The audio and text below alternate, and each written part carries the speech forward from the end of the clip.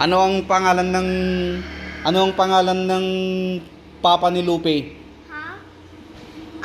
Alam ko yung papa ni Luffy hindi si Shanks. Sino? Ano, basta nalimutan ko yung pangalan Si niya. Monkey the Dragon. Yun! Yon. Dapat mo alam. Siyempre, napanood ko na yan dati.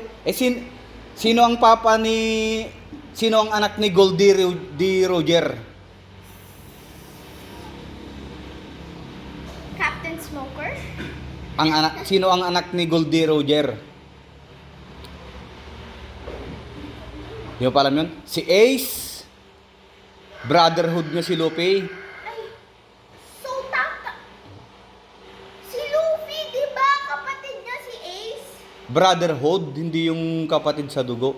Sino ang pumatay kay Magellan?